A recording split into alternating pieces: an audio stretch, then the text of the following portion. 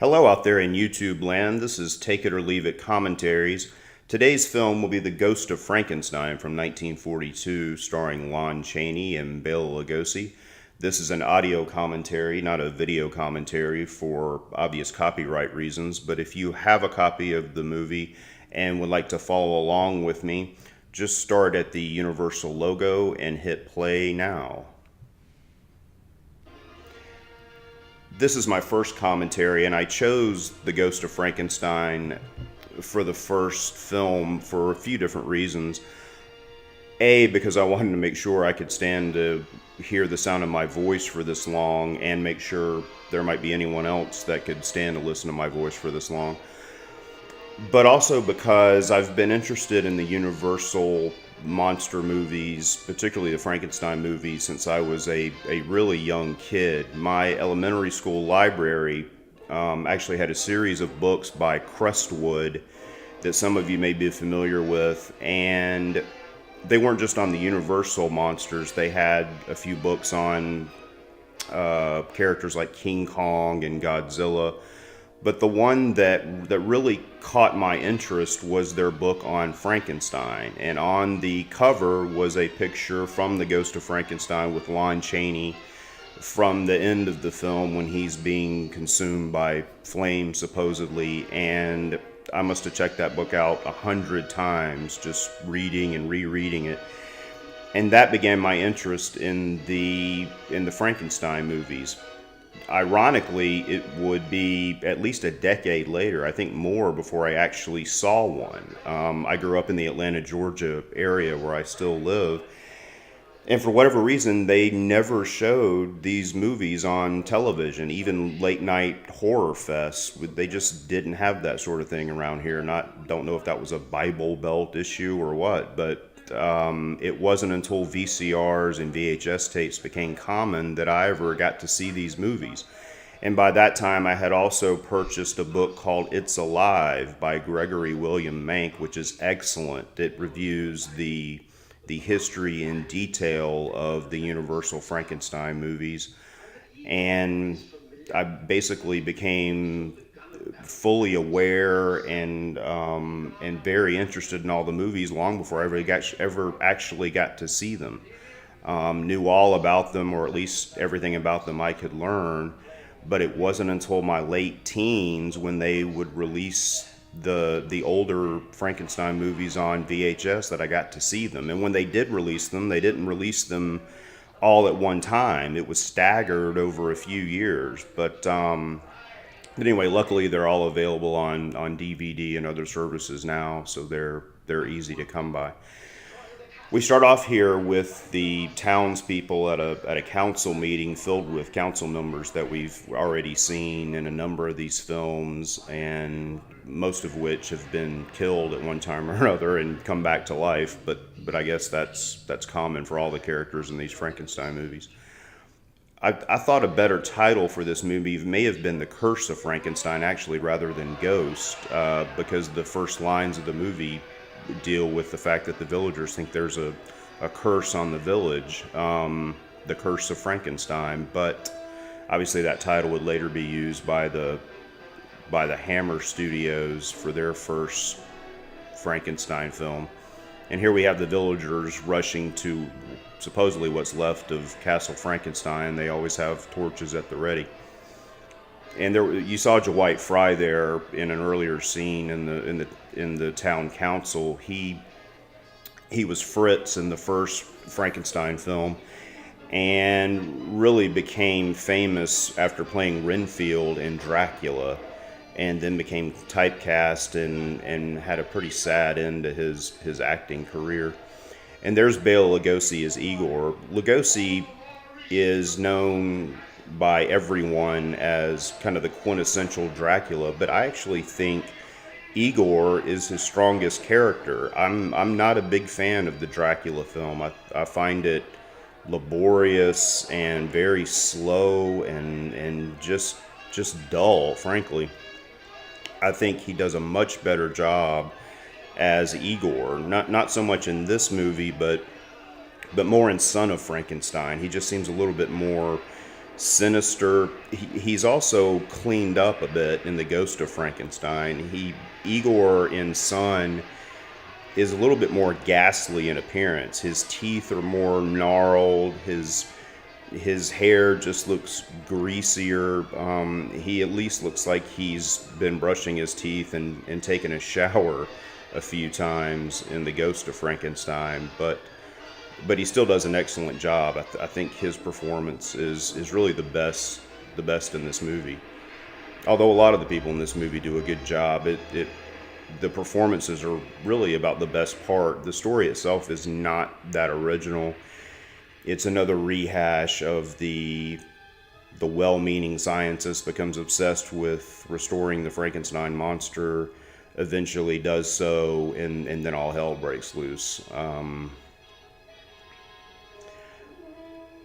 And you may think, while as I'm criticizing the movie for various things, that I don't like The Ghost of Frankenstein.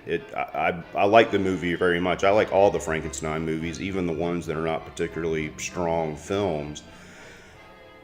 But The Ghost of Frankenstein it definitely drags in parts, and it often gets forgotten. It's kind of sandwiched between the first three films of the series, which are all excellent. I think The Bride of Frankenstein is probably my favorite. Son of Frankenstein probably my second favorite, but even that's close. I really enjoy Son of Frankenstein, and after The Ghost of Frankenstein, it begins with Frankenstein meets the Wolfman, and then when they start adding the other monsters, and people remember those movies basically just because of having Dracula, the Wolfman, and the monster all in the same movie. So Ghost gets overlooked a lot, but it's still an enjoyable film. It's interesting to see Lon Chaney for sure in the makeup. We see Lon Chaney here covered with sulfur, but Lon Chaney was an interesting guy. Obviously, he's the son of Lon Chaney Sr., who was very famous for his own roles in not really monster movies at the time. I don't think they were known as that, but he was in a bunch of silent films, particularly for Universal.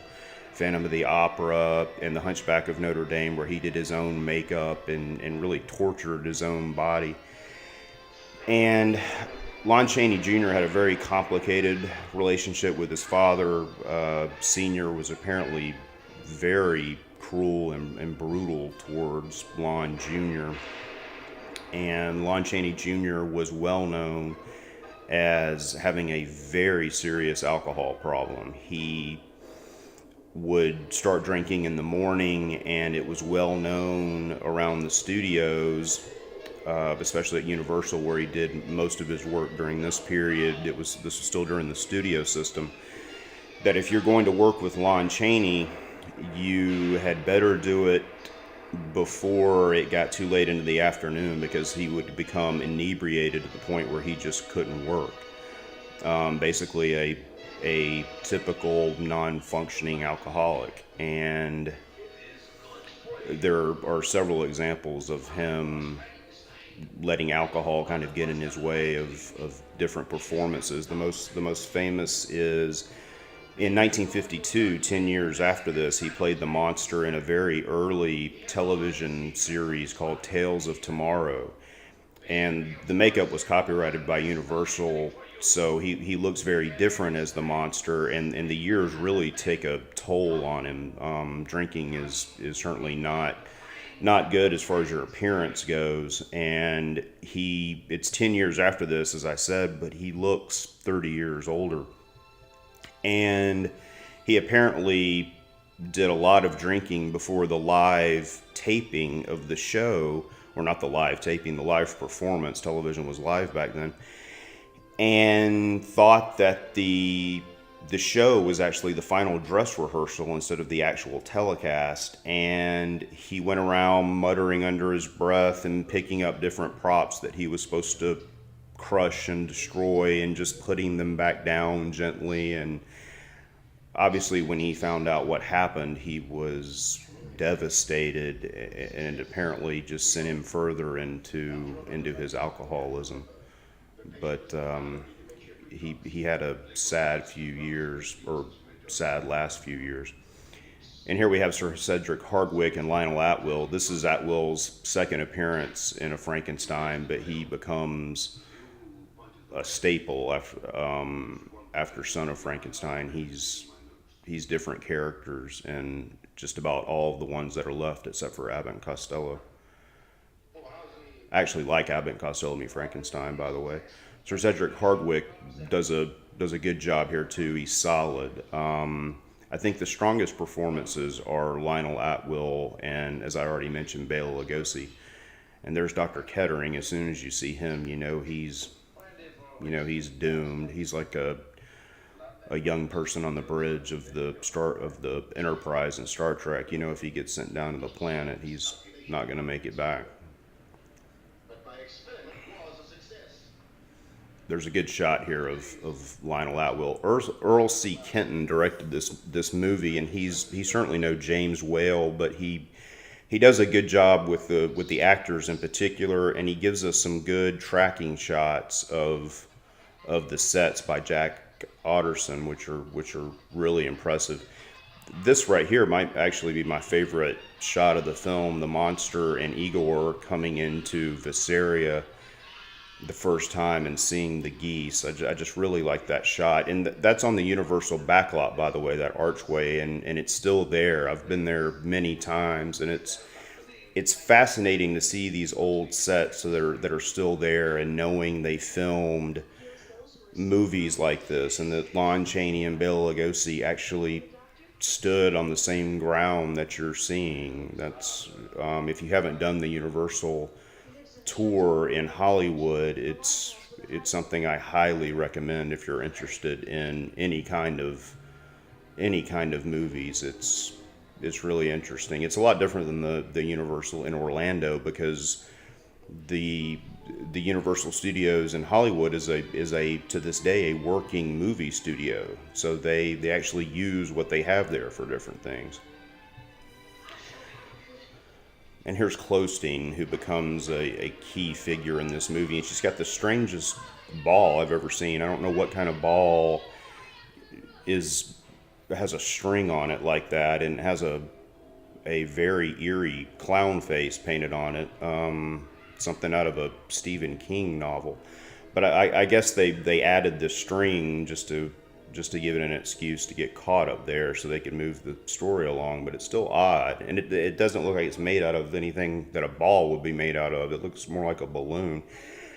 And here's some interesting shots that Kenton used throughout the film, filming Chaney from very dramatic angles, whether below him or above him, if he's looking down on something, to accentuate Chaney's height. Chaney was a big guy even out of the makeup. And I think one of the reasons that Ghost does get overlooked is Chaney's performance, which is, if you can call it a performance, he doesn't really do much. It actually appears to me that he's working hard not to display any kind of emotion. He's stone-faced throughout most of the movie, even in scenes where it seems like it would be appropriate to display some emotion. And I don't know if that was an artistic choice on his part, because he didn't want to try. He wanted his version to stand out from Karloff's version. Karloff, of course, was known for being able to evoke all sorts of emotions from the monster, just using his hands and what little facial features you could see under the makeup. But Chaney does the exact opposite, and it could be because Chaney just wanted the monster to seem brutal and unthinking. If that was his intent, he definitely did a good job. That really doesn't make much. The monster is supposed to be powerful, but that just kind of haphazard swing of your arm that knocks someone flying, I don't really see that would really be all that powerful, but nevertheless.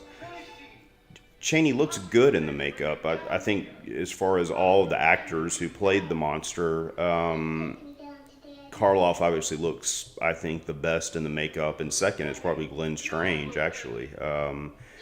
Strange was never really given much to do except for having Costello meet Frankenstein, but Strange, I thought, looked really good in the makeup, and Chaney looks good. He's definitely got more weight on him than Karloff ever had, but that was just Chaney's body. There's another story about Chaney being fairly difficult. At this point, he had just recently found stardom, so he supposedly was feeling a little arrogant. And you combine that with alcoholism and just not a good mix. Plus, obviously, on top of that, wearing 40 pounds of monster makeup. But he complained incessantly about having to wear the makeup and the fact that it was hot and itchy, and he said he had an allergy to it, which is not hard to believe, but the crew apparently just got used to ignoring him, kind of the boy that cried wolf, and at one point he ripped off the headpiece in frustration and opened a gash across his forehead, and had to take a few days off while they let that heal. For the person playing the monster, these were not fun movies to make. It was a lot to deal with. And this, of course, is Evelyn Ankers and Ralph Bellamy. Ralph Bellamy had a long career. I think most people at this point actually remember him from later in his career. He was one of the Duke brothers in Trading Places, did a fantastic job.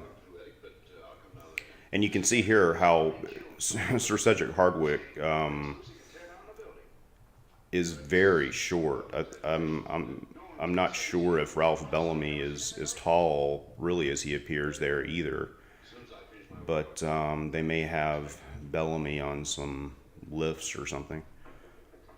But I like Evelyn Ankers in this role. She doesn't have a lot to do, and neither does Ralph Bellamy. They're basically the innocent heroes of the movie, just trying to do the right thing. Although Ralph Bellamy's character is given kind of a good conflict. He's stuck in the middle in a lot of ways between his duty to the villagers and his love for Elsa Frankenstein. Evelyn Ankers is replaced by another actress not even similar to her at all in Frankenstein Meets the Wolfman, but continuity was not the strength of these films. Back then they had no idea that one day people would be able to rewatch these movies over and over and over again and pick out, oh, there's Lionel Atwill again, and there's a different actress for this, and wait, that's not the same town they were in before, and all those sorts of things. They didn't realize the historical significance of what they were doing. They were just trying to get the job done. I thought this scene is actually a little weak. Having Igor, although I like that shot of him between the piano, but just having Igor step out from behind the curtain, I thought his entrance here and revealing himself to Ludwig, who was the second son of Henry Frankenstein, could have been handled a little bit more dramatically. The original story of this film, it wasn't actually fleshed into a full screenplay, but the original story idea for Ghost, the star again was Wolf Frankenstein. They hadn't gotten to the point to see if Basil Rathbone would have actually been able to repeat his part, but Wolf von Frankenstein apparently opened some sort of sanitarium, just like what Ludwig has here. And instead of Dr. Boehmer, who was Lionel Atwill here, there was an assistant to Ludwig Frankenstein named Theodore, who was more of another version of the Igor character, and Theodore and Igor teamed up to put Igor's brain into the monster's head, which is what happens at the conclusion of this movie. I should have said spoiler alert before I mentioned all that, but if you're not aware of that plot twist in this movie, you're probably not the kind of person that's going to listen to this commentary. Sir Cedric Hardwicke has a good hairpiece there, by the way, too.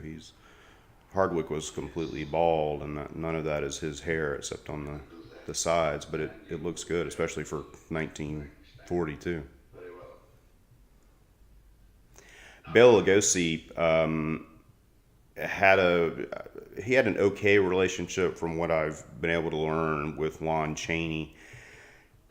They had alcoholism in common, and in addition to that, Lugosi later in life became addicted to morphine, or I'm not sure if heroin, if he ever got a hold of heroin and used that, or if it was strictly morphine. It's a lot easier to come by that sort of thing back then, but he was so desperate for any kind of publicity later in life, hoping it would lead to roles or just some sort of cash, because his financial situation was in dire straits, that he came out publicly about his fight against, or his battle with morphine addiction. He had committed himself to a sanitarium, which was the 1940s version of a rehab. And you can see some of the videos of him elsewhere on YouTube talking about his experience with trying to get clean and battle with addiction. And he looks really rough, which is completely understandable. But it's sad in a way that he would come public with something like that. But it's also really brave. You got to hand it to him. That, especially back then, there was a massive stigma attached to something like that, and even if he did do it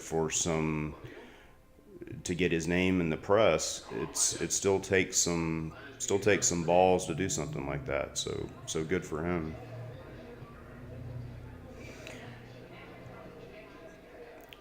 Chaney definitely conveys power in his portrayal of the monster. I mean, I do have to give him that. There's some scenes here where you really get a great kind of mix of the good and bad of his performances. He first, when Closteen comes into the courtroom here, well, and even before that, when he comes to face with Ludwig, it just seems like there should be some more emotion on his face when he recognizes Ludwig as a Frankenstein, and then when he sees Closteen again. But Chaney, for the most part, is stone-faced with basically no expression at all.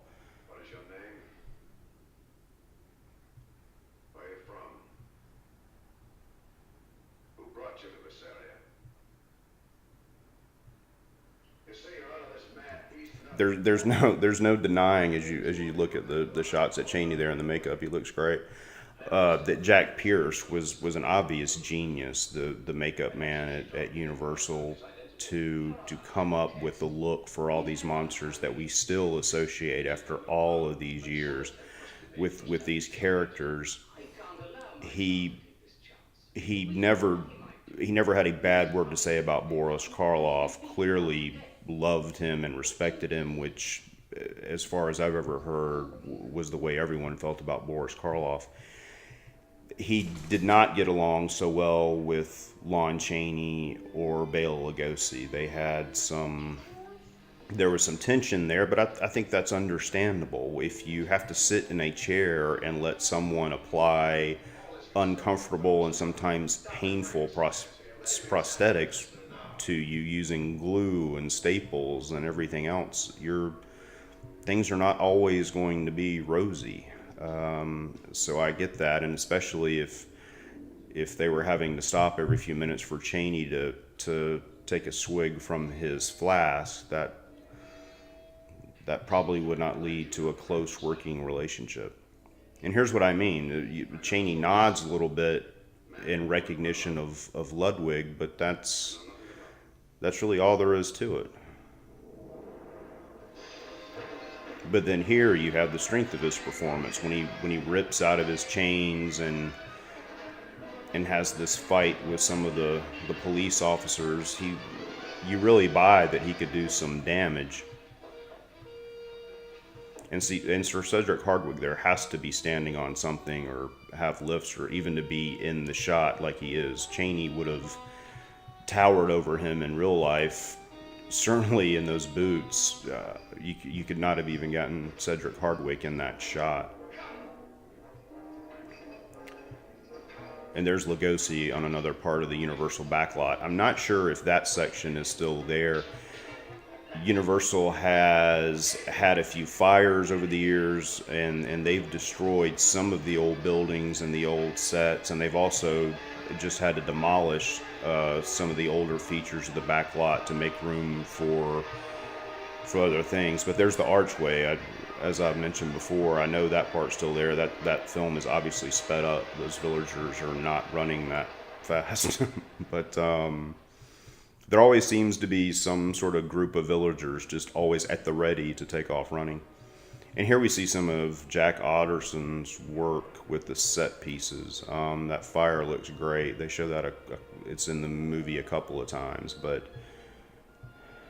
the sets are definitely a strong point of the film. And Kenton, as I mentioned, you're not going to see his name on any kind of list along with Spielberg or Martin Scorsese or even James Whale, but he does the most with these set pieces. There's a few different kind of long tracking shots for this time period, where you get a good sense of just how vast some of these sets were. And I think Evelyn Ankers has a lot of screen presence. I would have preferred if she had continued with the role, but back then that's just not the way they did things. This is still the days of the studio system, and that explains why a lot of these actors were included in more than one film, often as several different characters, and why sometimes they would get switched out for another actor who might have been busy on another movie or, had even left the studio for whatever reason. And there's Dwight Fry as Fritz. Get a quick glimpse of him. Colin Clive was another alcoholic, just like James Whale. By the time this film came out, Colin Clive had been dead for several years. He finally drank himself to death. I think he was just in his early 30s. And the end of his life was so sad and tragic that no one even bothered to claim the body. Not sure what happened to it, but I'm not sure it gets worse than that. That's a nice touch. It's kind of the insert shot of Chaney in the makeup instead of Karloff. This surprises me a little bit that as Evelyn is reading these words in the diary, that she's not reading them out loud. This is 1942, and frankly, a lot of people couldn't read back then. So it seems like it would have been a good idea for Evelyn to be kind of reading that to herself, but they just had the words appear on the page.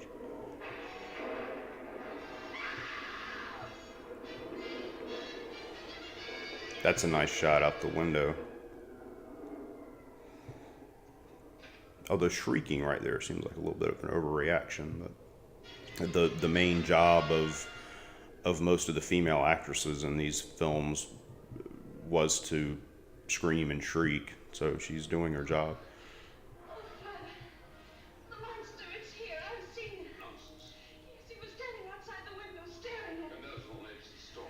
They never mention what happened to Elsa Frankenstein's mother and Ludwig's assumed wife. Maybe she realized, I'm married to a Frankenstein in a village where a lot of the townspeople have torches. Maybe I'll move somewhere else. This doesn't seem like the best choice I could make.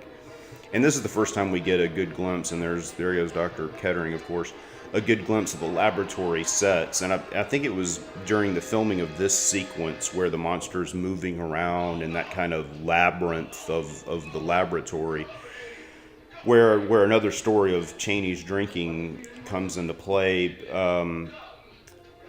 because he goes out one way and then later comes back in another. And these sets, even though it was obviously a small confined area, I guess could be a little bit confusing, but he had been drinking all day, which was his normal way of working, and apparently, obviously in full makeup, got turned around and lost in the maze of those sets, and couldn't find his way clear, and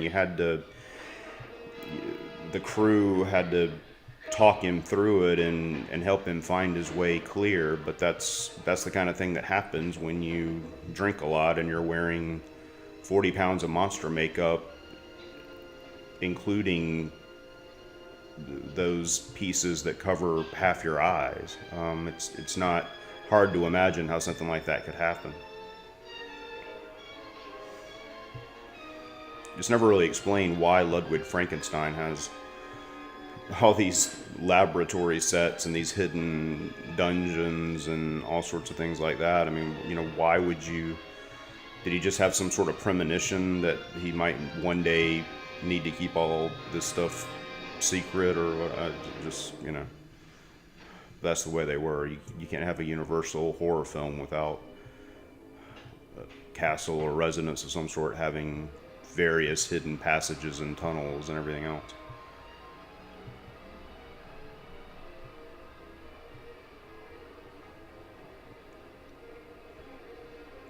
It's also Ludwig spends this entire movie just about in a double-breasted suit, completely buttoned, everything totally in place. That seems like the most uncomfortable way to go about your life as humanly possible.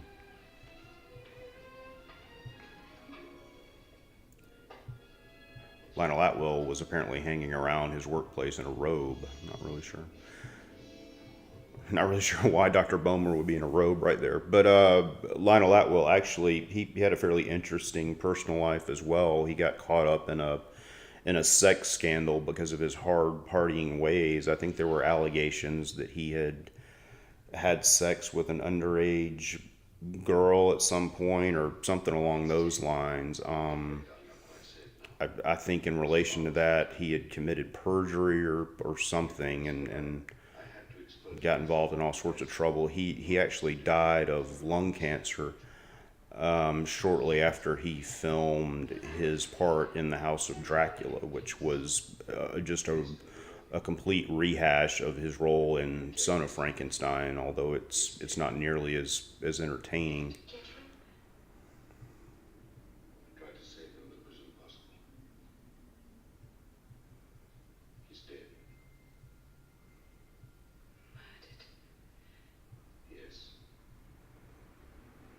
Since I can remember. There are a lot of scenes like this one with Ludwig talking to Elsa that it's exposition that has to be done for the sake of the storyline, but it does tend to weigh the movie down in some sections, particularly I guess starting about now, there's several conversation scenes that cause the movie, in my opinion, to drag a bit. And a lot of that has to do with the fact that the monster, and even Igor, who's the main antagonist in this film, just as he was in Son of Frankenstein, don't have a lot to do. They don't really seem to have a really clear plot line or anything they're trying to accomplish. In Son of Frankenstein, of course, Igor is using the monster to seek revenge against the council members that sent him to the gallows. So, but here they're just kind of hanging around, and this goes to why Boris Karloff left the monster role in the first place. He felt that even in Son of Frankenstein, the monster was becoming more of a prop than a character, and it's hard to argue that he was correct. And of course, that just gets worse from here on in. As little as the monster seems to be doing in this, that was a good shot, by the way, from Kenton, as the monster sits up. But as little as the monster seems to be doing in this film, he does even less and less as things go on. Even in Frankenstein Meets the Wolfman, which sounds like it would be full of action on the part of both monsters, the monster just doesn't do much. Now, some of that has to do obviously with the deleted scenes with the monster's dialogue and his identification that he's Igor and all that. But even with those scenes included, the monster is just not very busy in these movies from here on in. One thing Universal, or the writers at Universal, did do really well was coming up with names for these characters like Dr. Bomer and Dr. Pretorius and Igor. They really, as far as names go, I can't think of anybody that's come up with villain names better than the Universal writers. I guess you could throw the James Bond films in there, and of course Star Wars.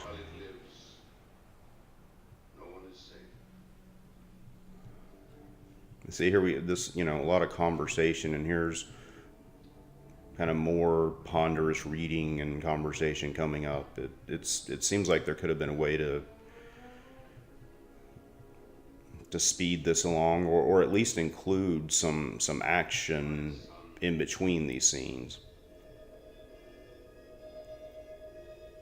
And here we get the Ghost of Frankenstein, hence the title. That's Sir Cedric Hardwicke playing his father, Henry Frankenstein.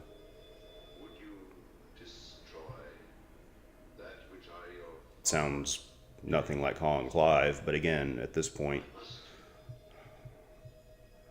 no one had any idea that anyone would remember what Colin Clive sounded like.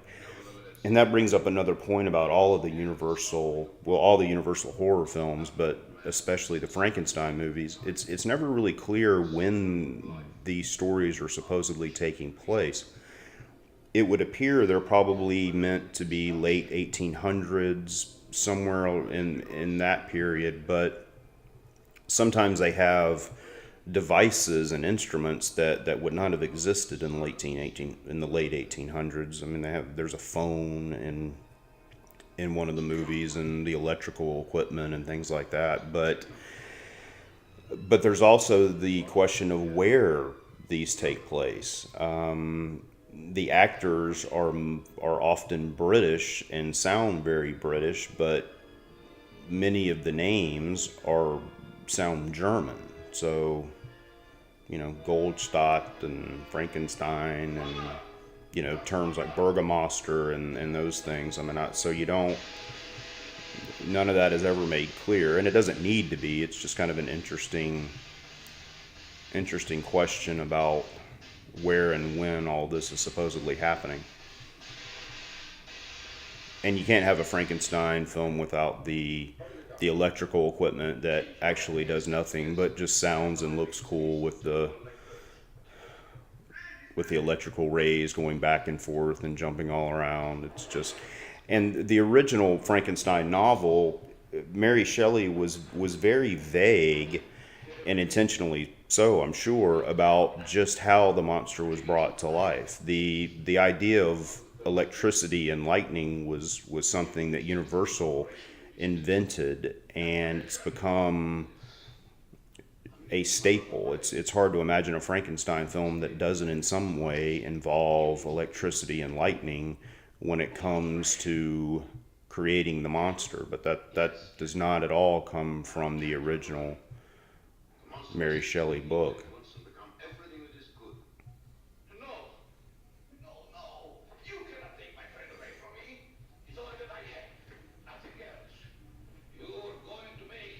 And Igor's goals here are a little bit muddled. He wants to put his brain in the body of the monster, supposedly because his own body is so wrecked and his neck was broken and he's got a hunchback and that sort of thing.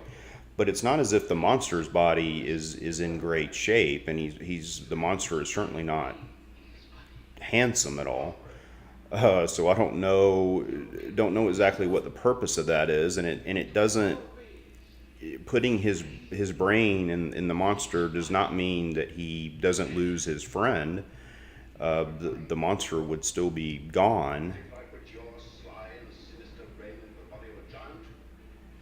And then later he also says, well, I can rule the countryside in the body, and that doesn't make much sense either. The monster, as strong as he is, we've seen him get captured by the police, and we've seen him get captured by the villagers.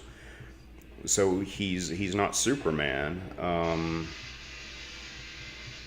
But they had to find some excuse, obviously, just to get the brain into Igor's brain into the monster's body. But it's never exactly clear, doesn't really make any sense about why exactly Igor wants to do that.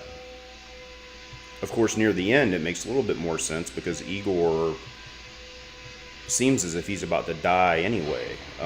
Or if he's going to live, he's apparently going to be a paraplegic. So that makes a little bit of sense, but Igor's already talking about it here.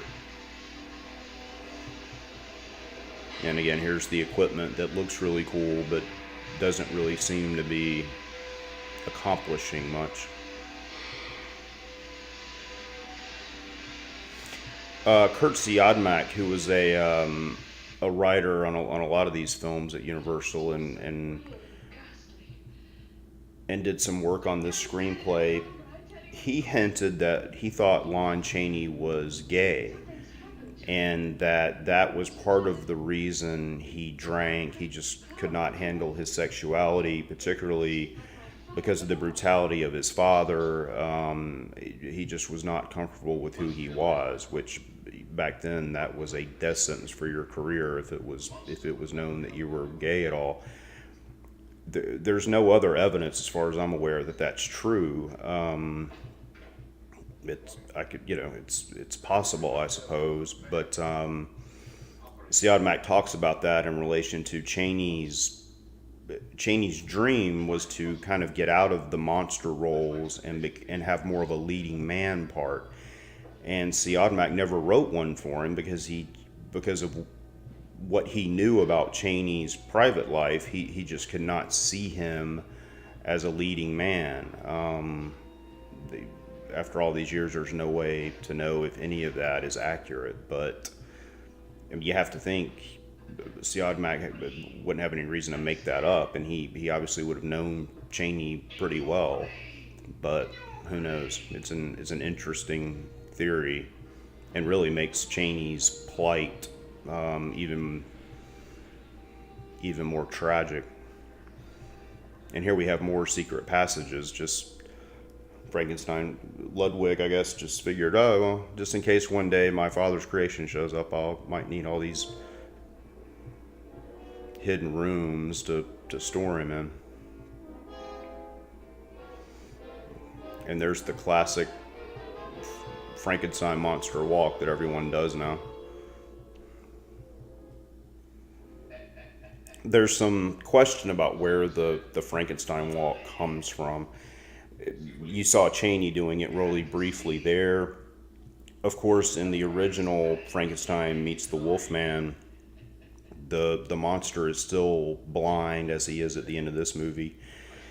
And he's groping around trying to find his way, which was a choice on Bela Lugosi's part, and it makes sense if he was blind. And a lot of people have said that that's kind of where we get the stereotypical Frankenstein monster walk, where you're reaching forward and kind of stumbling about.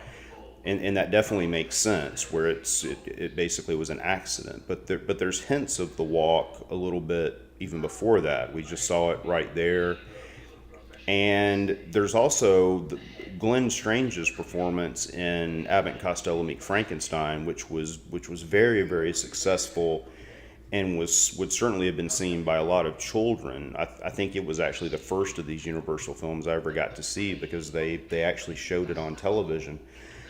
But he walks much like you see people walking now. So I think the Glenn Strange walk from Abbott and Costello Meet Frankenstein is probably as much, if not more so, responsible for people adopting that walk as Lugosi's performance in Frankenstein Meets the Wolfman. But that's purely my own theory.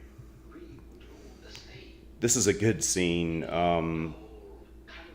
partly because of you've got two sinister characters here that are probably the most interesting characters in the film plotting together, but also just the fact that you've got Bela Lugosi and Lionel Atwill in that kind of a scene, two very significant stars of the period sharing a scene in a Frankenstein movie. That's pretty damn cool. Escaped maniac. Well, the countryside's been combed. Every barn and haystack's been searched. The neighboring villages have been notified. But he and his companion have disappeared completely. It seems that you've done all that is possible. A creature like that couldn't pass long unnoticed. Obviously, someone's offering him refuge. What are you trying to insinuate? And Ralph Bellamy again, he does a good job here. Doesn't have a whole lot to do with, but he does do well. He looks very uncomfortable in that jacket, but looks like it either doesn't fit or the button's in the wrong place. But that's 1940s fashion for you. Unfortunately, Dr. Kettering has had to leave suddenly, owing to illness in his family. One thing I've noticed about Kenton, he loves to show lamps very prominently in his shots. There were some lamps earlier that were in the very middle of a shot that in my opinion were kind of in the way, and there's another one that's not in the way, but you can see that it's very prominent, and it's not that he needed it for lighting purposes. The lighting would be coming from somewhere else. It's just a strange choice. And the globe back there appears in some of the publicity shots for this film with Evelyn Ankers and Lon Chaney in the makeup, with them looking at the globe, supposedly talking about World War II strategy, which are interesting to see. And Evelyn Ankers had nothing. I may have talked about this before. She had nothing but good things to say about Lon Chaney, and Chaney had a big heart, which is not uncommon for people that fall into alcoholism. There was a dog, a German Shepherd, that they used on The Wolfman, which is the film, of course, that that really kind of launched him into stardom. And he ended up adopting the dog and loved it dearly and would keep it around and have it with him a lot. So that how someone treats animals is really about the most significant thing to me when it comes to judging another person's character and what kind of person they are. That has nothing to do with the Ghost of Frankenstein, but I thought I'd throw that in there. The Wolfman also adds just another confusing element to the time period. The story of the Wolfman in that film, which is really good. It's not as strong, in my opinion, as the first three Frankenstein movies, but it's still a good flick. But the Wolfman supposedly took place in modern times, so it's a little confusing once you throw the Wolfman into the Frankenstein monster timeline. Well, that just muddies the waters even more. And see, there's another lamp featured prominently. Just kind of strange. It would seem that this room's been recently occupied, Doctor. You're familiar with my work. I keep this room ready at all times for more violent things said. See, and again, the lamp is almost the star of the scene. These are just unusual choices. And you get a taste right there of the difficult situation Ralph Bellamy's in. Kind of caught between trying to do the right thing for the village and his loyalty and affection for Elsa and for Ludwig, for that matter. This is unusual too. The lumbering, shuffling monster somehow is quiet enough to sneak into this home unknown. There's Clostein's ball. Just what every child wants, a weird looking ball with a clown face painted on it. It's more like a scene out of Poltergeist than Frankenstein. And I have no idea, Janet Ann Gallo is this little girl's real name. I forget off the top of my head how old she was during this, but I would guess she looks like she's 4 or 5, maybe. How you got a little girl of that age to not just completely freak out seeing someone in that monster makeup. I mean, obviously she knows on some level that it's a movie, but when you're a little child like that, it doesn't matter. You see all these people in these weird get-ups. I mean, that's a whole different thing, but she never bats an eye. I have no idea how they pulled that off. Maybe they just loaded her up with Xanax or something, but she's perfectly calm and shows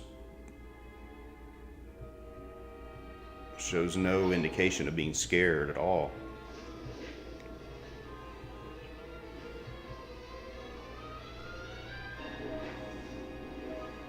Yeah, see, the monster's clumsy enough to knock that lamp off. Again, another lamp in the movie plays a significant role, and start a fire. But again, he was quiet and stealthy enough to sneak in there and take her without anyone hearing anything.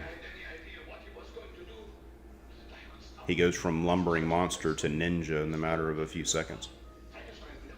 And here again, the movie starts to drag a bit. There's not a lot happening. There's just a lot of conversation and plotting. It would have been nice if we could have had a little bit more action in between all of these kind of long conversation scenes.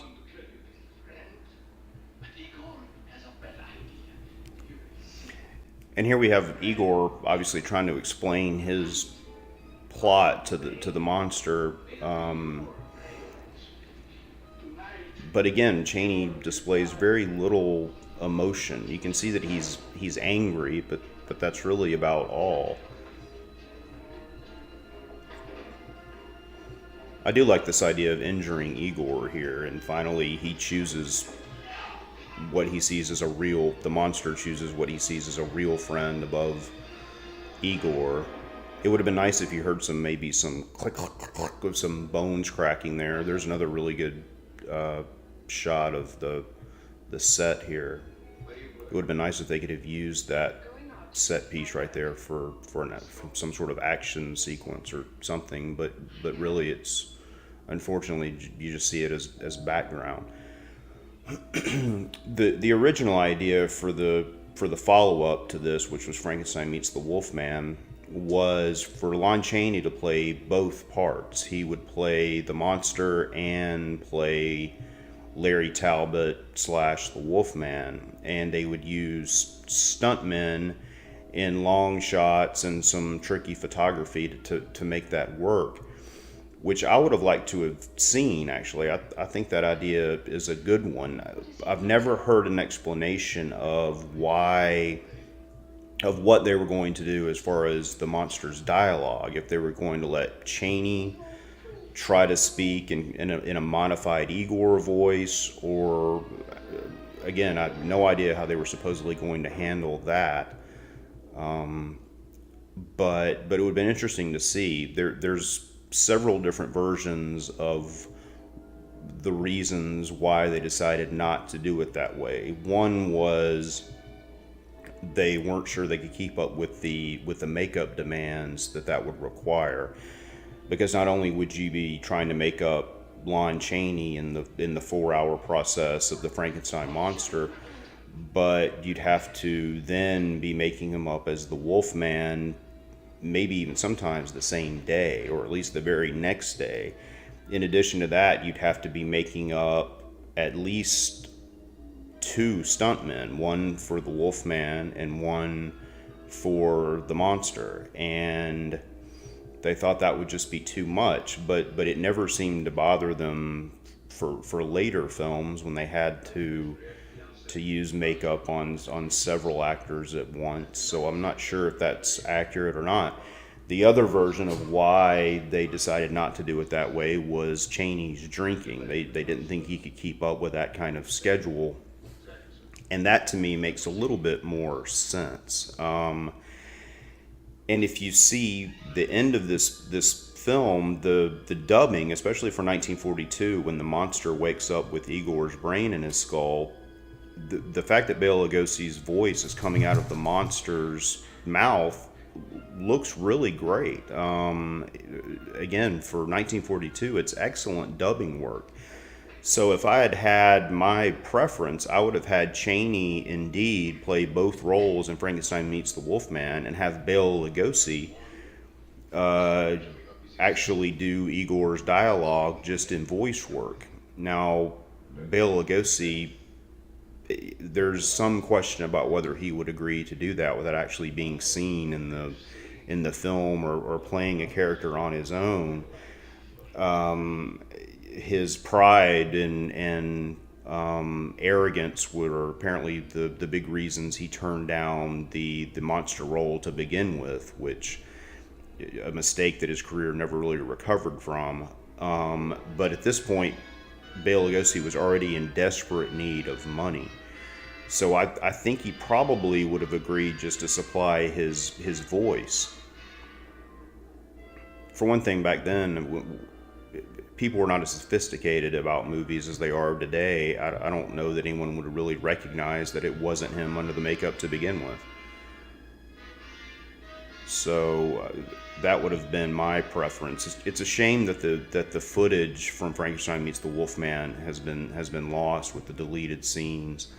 I guess we'll never get to see that, but it would have been fascinating to actually hear Bela Lugosi speaking in the monster's voice. I think his performance is very weak, which is being generous in Frankenstein Meets the Wolfman. I'm talking about Lugosi as the monster. And the dialogue scenes may have helped that some. Not sure how much, but it would still be fascinating to see and hear.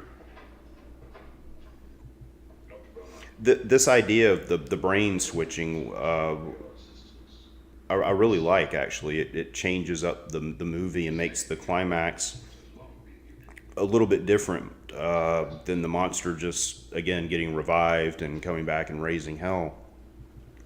But supposedly it had already been done. There was a movie called Man-Made Monster, I think it was, that I've never seen. I think Chaney is in that, and Atwill. It's another version of a Frankenstein type story, from what I understand. And apparently that idea was used in that movie. So even though I like the idea here, it apparently wasn't all that original. And here we have basically just another version of the scene where Maria's father is riling up the villagers about his missing daughter. And of course the villagers always have torches at the ready to go storming off. And you think this is the town of Visaria, so how are they ready for trouble? And there's a good shot of a woman looking down from a window down there that I've never really noticed until right now. You can see her in that shot looking down, like, what is going on down there? And here we go. Villagers storming off. You'll notice all those torches, they don't have their fire anymore once they actually get into the house. They magically get extinguished because Universal didn't want to risk an extra dropping his torch or burning down the sets. And that is obviously not Ralph Bellamy on that horse. Here they come. And this is good work too for 1940s, combining the model with the live action. It's easier to pull that off in black and white, but still for 1940 that looks pretty good. Visaria has done everything in its power to apprehend this monster. Maybe Dr. Frankenstein can tell us where he is. Nothing's to be gained by hasty action. Nothing to be gained by waiting either. When the prosecutor's in love with Frankenstein's daughter. Yeah, and again, this kind of puts the Ralph Bellamy character in a difficult bind. He's got the townspeople demanding action, but he wants to protect Elsa.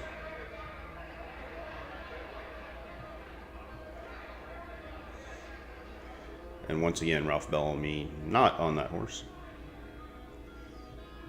and I may get around to doing the Frankenstein meets the Wolfman. I'm not sure what movie I'm going to do next. I'll have to listen to this to see if, as I said in the beginning, if I can stand listening to my voice. I'm a big fan of the James Bond films. I've always loved Star Wars, loved The Godfather, Tombstone, Psycho. Jaws is a huge favorite of mine. I might do that one next. There you see the fireplace again. I think that looks great as far as sets go. I would love to see what these looked like in person and color. Not to return home. He wasn't even expected there. He did not leave Visaria by train, as you intimated. Your servants say his clothes are still in his room, which is locked. By your orders. The time's come for a showdown, Doctor. Perhaps you're right, Eddie. Come with me. There you get a better idea of just how small of a guy Sir Cedric Hardwicke is. Just a tiny human being.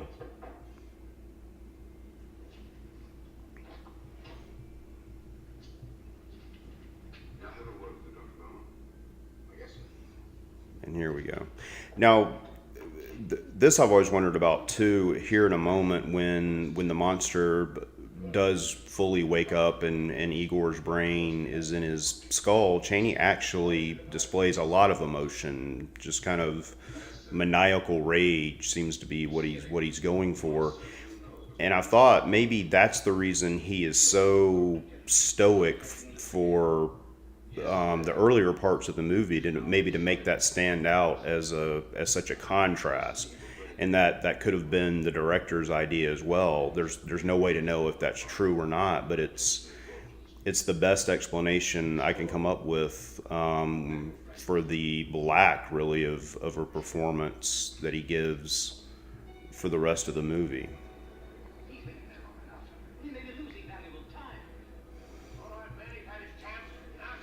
And here they still got the torches lit, but magically once they get inside, there's no more fire. I love Lionel Atwill's face right there. Look at the self-satisfied smirk in his eyes, just that evil twinkle. That's a really nice touch. You are Dr. Frankenstein. And again, I know this is corny, but I think this works really well. And yes, it does not make any sense. Because why would your voice still sound the same as Igor when it's in a different body?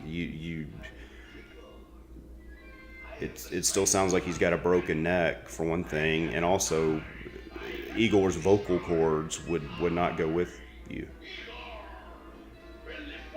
You might pronounce words the same way and different intonations, but that would be about all.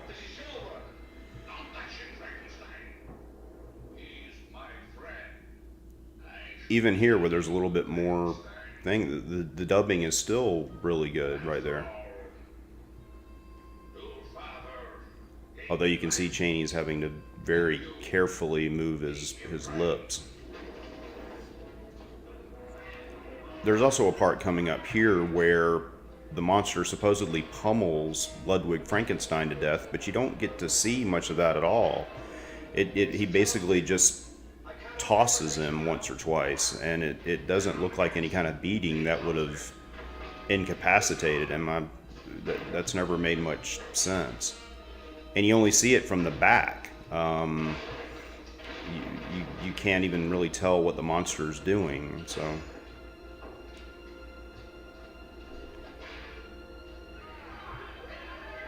This line from Ralph Bellamy, he does the best he can with it, but it still makes me laugh a little bit. This.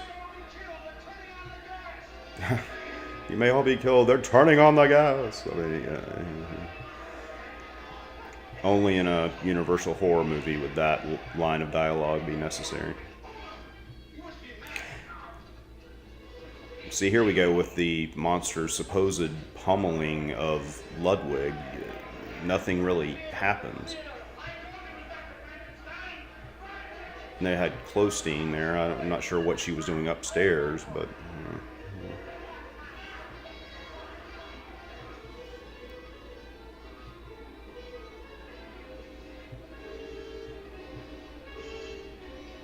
See in there, and that's it. Whatever's happened there supposedly killed Ludwig. I don't understand it.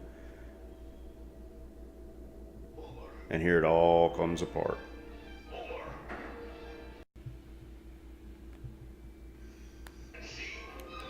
In the original screenplay that I've read, the monster, in addition to being blind here at the end, is also deaf.